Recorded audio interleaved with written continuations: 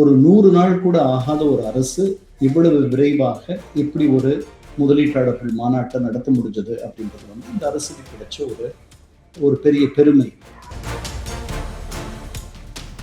நல்லாட்சி தருவோம், தூய்மையான ஆட்சி தருவோம்னு சொல்லி ஆட்சிக்கு வந்த யாருமே இவ்வளவு வெளிப்படையாக, இவ்வளவு துணிவாக இப்படி ஒரு வாக்குறுதியை யாருக்கும் தந்ததில்லை, எம்ஜிஆர் உட்பட. அதிமுக இல்லாத ஒரு தமிழகத்தை அவங்க உருவாக்க நினைக்கிறாங்களா? இல்ல, அப்படி நீங்க நினைக்க வேண்டிய அவசியம் இல்லை. அதிமுக இல்லாத தமிழகத்தை அவர்கள் உருவாக்க நினைக்கிறார்களா அல்லது அது தானா உருவாகுதா அப்படின்றது. ஒரு கட்சி நடத்துறவங்க நாங்க அதிமுகவில இருந்து வரவங்களை சேர்க்க மாட்டோம், எக்ஸ் கட்சியில இருந்து வரவங்களை சேர்க்க மாட்டோம், இ கட்சியில இருந்து வரவங்களை சேர்க்க மாட்டோம்னு சொல்ல முடியாது.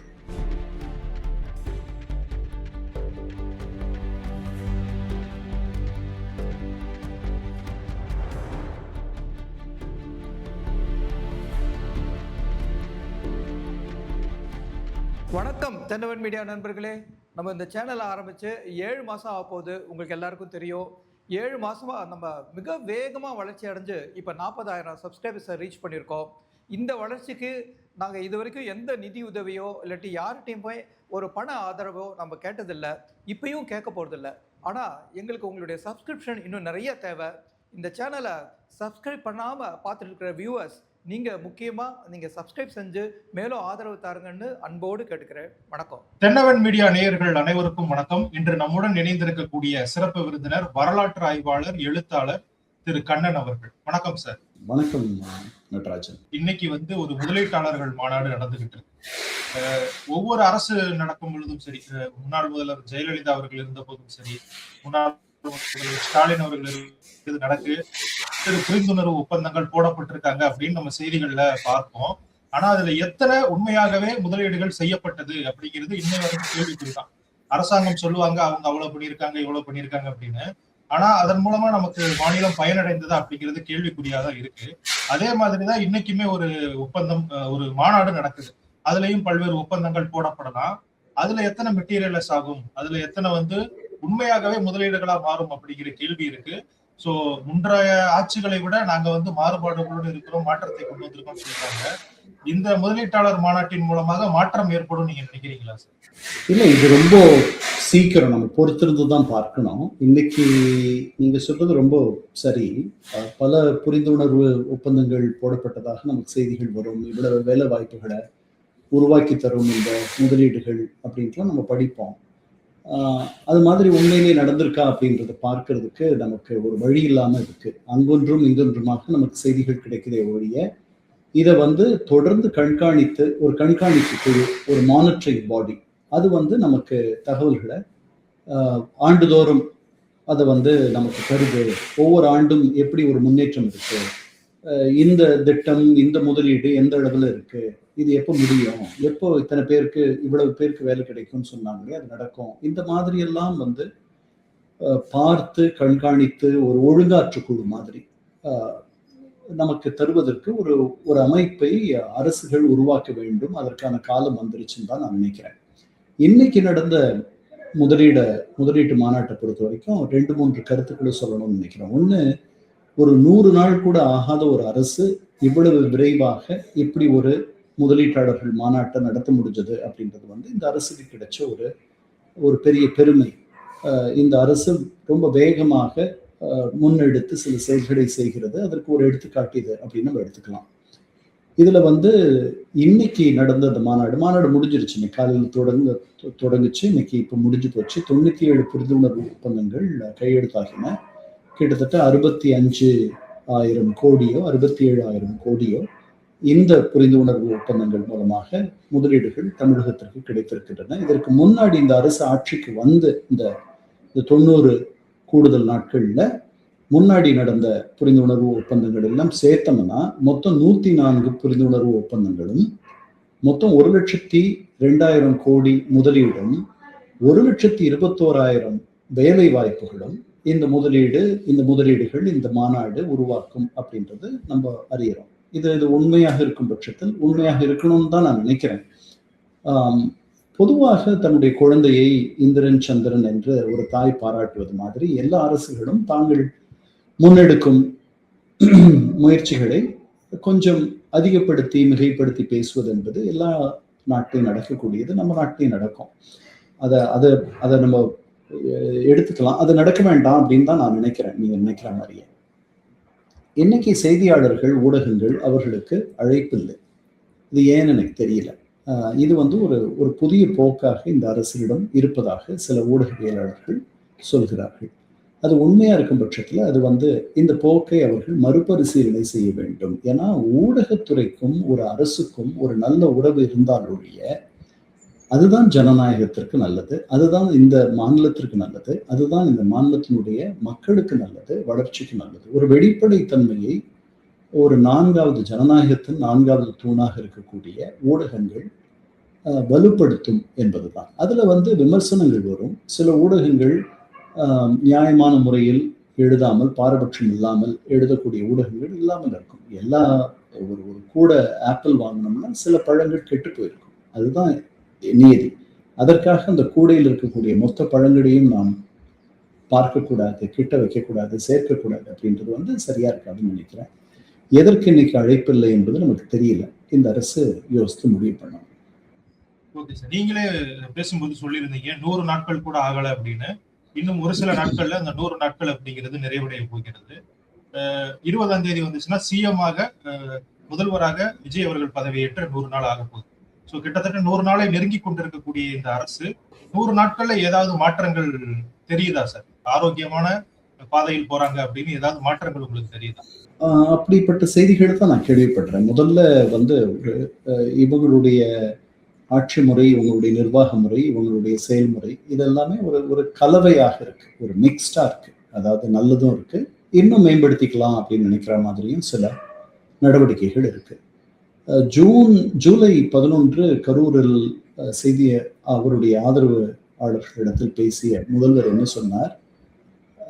யாராவது லஞ்சம் கேட்டா கொடுக்காதீங்க, இது எங்க அண்ணனுடைய ஆட்சி, எங்க தம்பியோட ஆட்சி, எங்க பிள்ளை ஆட்சி, எங்க மகன் ஆட்சி, எங்க விஜய் ஆட்சி நடக்குது அப்படின்னு சொல்லுங்க அப்படின்ட்டு சொன்னார். தமிழக வரலாற்று நீங்க பேரறிஞர் அண்ணாவுக்கு பிறகு இந்த மாதிரி முதல்ல பேரறிஞர் அண்ணாவுக்கு முன்னாடி ஒரு தூய்மையான நிர்வாகத்தை தருவோம் அப்படின்னு சொல்லி வாக்கு கேட்டு ஆட்சிக்கு வர வேண்டிய ஒரு நிலையில் தமிழகம் இல்லை. ஓமந்தூர் ராமசாமி ரெட்டியார் முதல்வராக இருந்த போதும் சரி, குமாரசாமி ரெட்டியார் முதல்வராக இருந்த போதும் சரி, அதற்கு பின்பு வந்த ராஜாஜி, பெருந்தலைவர் காமராஜர், பேரறிஞர் அண்ணா, இவங்க காலங்களிலெல்லாம் பக்தவத்சலம், இந்த லஞ்ச ஒழிப்பு, தூய்மையான நிர்வாகம், நல்ல நிர்வாகம் இதையெல்லாம் விளம்பரப்படுத்தி ஆட்சி பெற வேண்டிய ஒரு நிலையில தமிழகம் இல்லாமல் இருந்துச்சு. அதற்கு பிறகுதான் இந்த மாதிரி பொது வாழ்க்கையில் ஒரு கரை பிடிந்து பொது வாழ்க்கையில் ஆட்சியாளர்களிடத்தில் இந்த மாதிரி ஒரு போக்கு தென்பட்டுச்சு. அதனால இந்த ஆட்சியை கொண்டு வந்திருக்கிற முதல்வர் விஜய் அவர்கள் நாங்கள் ஒரு நல்லாட்சி தருவோம் அப்படின்னு சொல்லி ஆட்சிக்கு வந்தார். ஜூலை 11 அன்று இந்த மாதிரி சொன்ன முதல்வர் தமிழகத்தில் அண்ணாவுக்கு பிறகு, அந்த காலத்திற்கு பிறகு, அதற்கு முன்னாடி வரைக்கும் பெரிய அளவில் லஞ்சம், ஊழல் இதெல்லாம் இல்லாத ஒரு தமிழகம் இருந்ததுனால அதை ஒதுக்கிடுறார். அதுக்கு பிறகு நல்லாட்சி தருவோம், தூய்மையான ஆட்சி தருவோம்னு சொல்லி ஆட்சிக்கு வந்த யாருமே இவ்வளவு வெளிப்படையாக, இவ்வளவு துணிவாக இப்படி ஒரு வாக்குறுதியை யாருக்கும் தந்ததில்லை, எம்ஜிஆர் உட்பட. அதை பண்ணியிருக்காங்க. சில இடங்கள்ல இருந்து நம்ம கிடைக்கிற தகவல்களை பார்க்கும் பொழுது அதிகாரிகள் அஞ்சுவதாக, கை நீட்டுவதற்கு அஞ்சுகிறார்கள் என்று தகவல் வருகிறது. இது பரவலாக வேண்டும். இது ஒரு புதிய கலாச்சாரமாக உருப்பெற வேண்டும் தமிழகத்தை அப்படின்றது என்னுடைய எண்ணம். இவர்கள் புதியவர்கள், ஆட்சிக்கு புதியவர்கள், பொது வாழ்க்கைக்கு புதியவர்கள், அரசியலுக்கு புதியவர்கள். இதெல்லாம் இந்த சட்டமன்றம் கூட்டத்தொடர் எப்படி நடத்துறாங்க, எப்படி நடக்குதுன்னு பார்க்கும் பொழுது இவர்கள் வெகு வேகமாக கற்றுக்கொண்டு வருகிறார்கள் அரசியல் நடைமுறையை, அரசியல் பழகுமுறையை அப்படின்றது எனக்கு தோணுது. ஜூன் 11 மேகதாட்டு அணைக்கு எதிராக ஒரு தீர்மானத்தை சட்டமன்றத்தில் இயற்றினார்கள். அதுக்கு பிறகு வெளிநாட்டு பங்களிப்பு தொண்டு நிறுவனங்களுக்கு, அந்த மாற்று சட்டத்திற்கு எதிராக, நீட்டுக்கு எதிராக, தொகுதி மறுவரையறை இப்ப இருக்கிற அதே எண்ணிக்கையில் நிரந்தரமாக்கப்பட வேண்டும் என்று, அப்புறம் இன்னும் வேற சில தமிழ்த்தாய் வாழ்த்துக்கு முதலிடம். இப்படி நீங்க எவ்வளவு இதெல்லாம் ஒரு பெரிய குற்றச்சாட்டுகளாக காவிரி இவர்கள் எதுவும் பேச மாட்டேன்றாங்க, இவங்க என்ன பண்ண போறாங்க, இவங்களுக்கு ஒண்ணும் தெரியல, இப்படியெல்லாம் இருந்த அந்த குற்றச்சாட்டுகளை மௌனம் காத்தே முதல்வர் அவர்கள் கடந்து விட்டார் என்பதுதான். ஓகே சார், இதுல முக்கியமான குற்றச்சாட்டு தொடர்ந்து வச்சுக்கிட்டு இருக்கிறது என்ன அப்படின்னா, முதல்வர் வந்து அவருக்கு நெருக்கமானவர்களுக்கு அரசு பதவிகளை கொடுக்கிறாரு, அவர் கூட பணியாற்றியவர்களுக்கு அரசு பதவி கொடுக்கிறாரு. சமீபத்துல கூட அர்ச்சனா கல்பாத்தி அப்படிங்கிறவங்க முதல்வர் விஜய் அவர்களுடைய ஒரு சில படங்களை தயாரிச்சிருக்காங்க. சோ அவங்களுக்கு அறநிலையத்துறையில ஒரு முக்கியமான பொறுப்பு கொடுத்திருக்காங்க. சோ இது எவ்வளவு காலம் தான் இதை வந்து நீண்டுகிட்டே போக போகுது அப்படிங்கிற கேள்வி இருக்கு. இது ஆரோக்கியமானதா அப்படிங்கிற கேள்வியும் இருக்கு. இல்ல, இது வந்து நம்ம பொறுத்திருந்து தான் பார்க்கணும். அதாவது பொதுவாக ஆட்சிக்கு வருபவர்கள் தங்களுக்கு வேண்டியவர்களுக்கு சில முக்கிய பொறுப்புகளில் அவர்களை அமர்த்துவது என்பது காலகாலமாக நடந்து வருகிறது.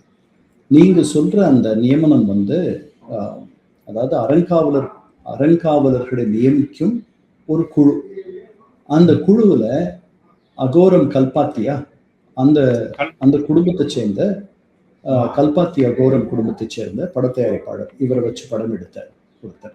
அவங்கள அங்க போட்டிருக்காரு.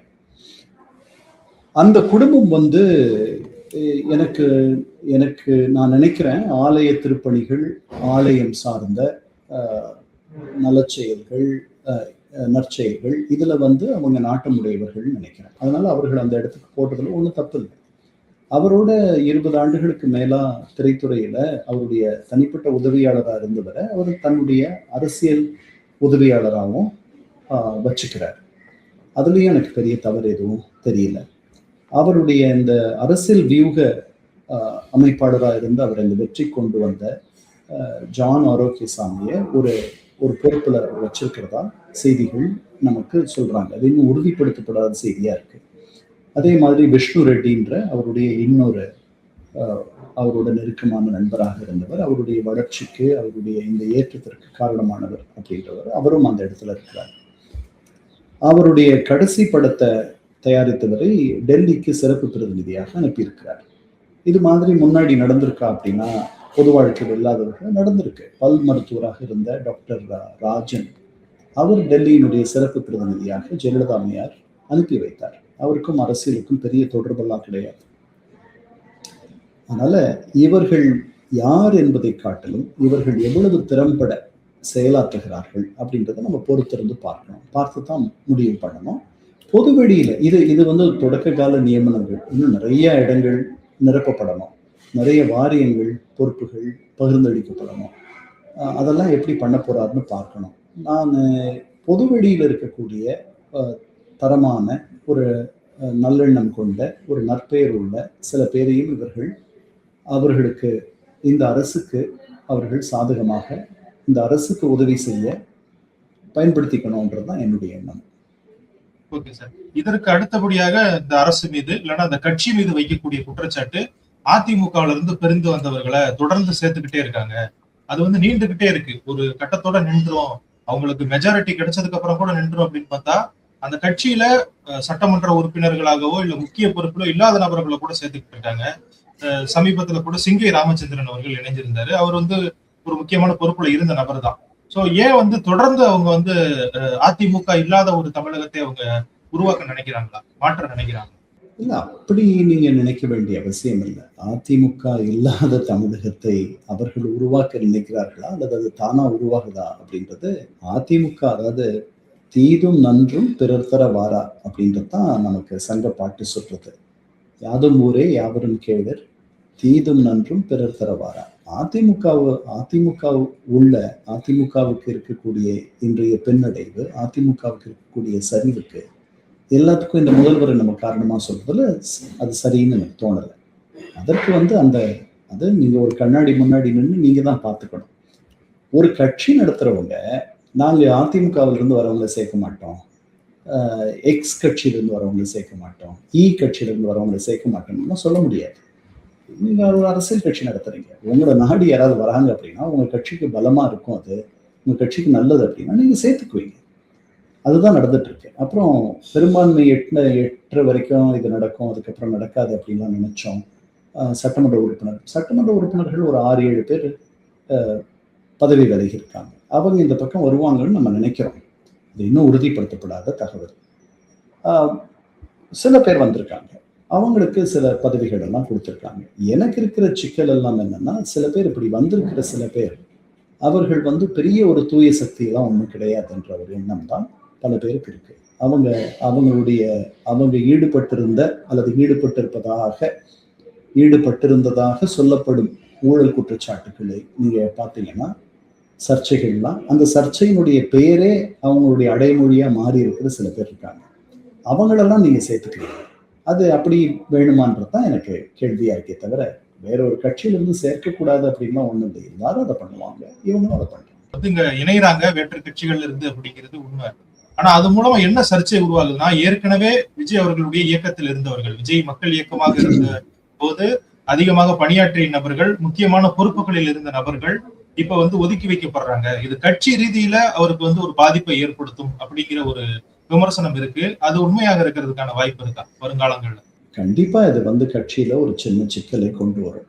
ஏற்கனவே அவரோட பயணம் செய்தவர்கள், புதிதாக வருபவர்கள், புதுசா ஒரு 4 பேர் வராங்க அப்படின்னா கண்டிப்பா அது எல்லா கட்சியிலையும் இந்த சிக்கல் ஏற்படும், அவங்க கட்சியிலையும் ஏற்படும். அதை அவங்க எப்படி கடந்து போக போறாங்க, எப்படி அதை வெற்றி கொள்ள போகிறார்கள், எதிர்கொள்ள போகிறார்கள் அப்படின்னு நம்ம போய் பொறுத்திருந்து பார்க்க போறோம்.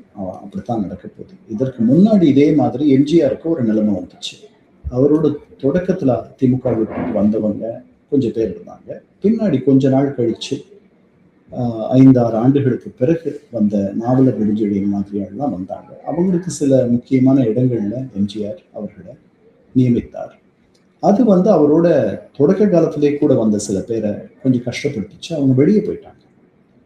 நாவலர் நெடுஞ்செழியன் உள்ள வந்த உடனே நாஞ்சில் மனோகரன் கட்சியை விட்டு வெளியே போயிட்டார், திமுகவுக்கு போயிட்டார். அதனால அந்த மாதிரிலாம் நடக்கும். அதையெல்லாம் கடந்துதான் நீங்க பழைய திமுக அமைச்சரவையில இருந்த 35 அமைச்சர்களில் முதல் உட்பட 8 பேர் வந்து அதிமுகவில் இருந்து இந்த கட்சிக்கு வந்தவர்கள். அதனால இதுல ஒன்றும் பெரிய அதிசயமெல்லாம் ஒன்றும் கிடையாது. அதனால ராஜாஜியோட இருந்த நான் நினைக்கிறேன் ஜி ராமநாதன் நினைக்கிறேன் அவர் பேரு, ராமநாதன் அவர் பேரு, இனிஷியல் எனக்கு நினைவில்லை. அவர் வந்து நீதி கட்சியில் இருந்தவர், பெரியாரோட இருந்தவர்.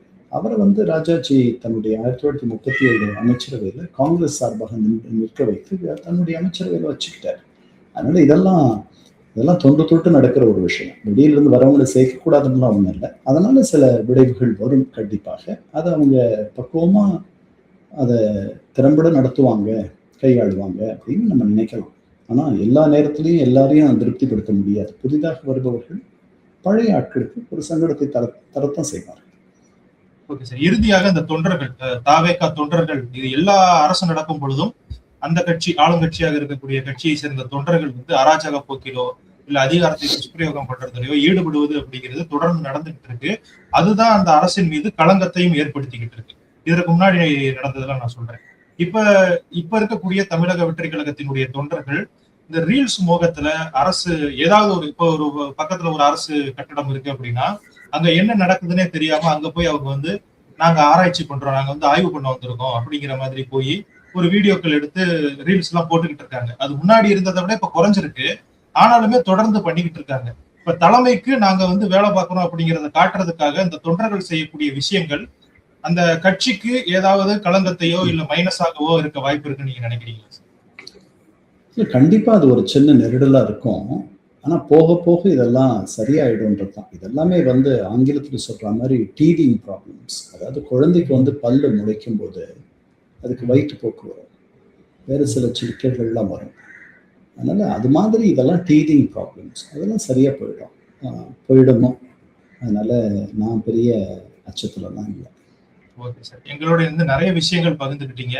இந்த 100 நாட்கள்ல தமிழக வெற்றி கழகம் செய்த நல்ல விஷயங்களையும் அவர்கள் மேல இருக்கக்கூடிய விமர்சனங்களுக்கான விளக்கங்களையும் கொடுத்ததற்கு மிக்க நன்றி சார்.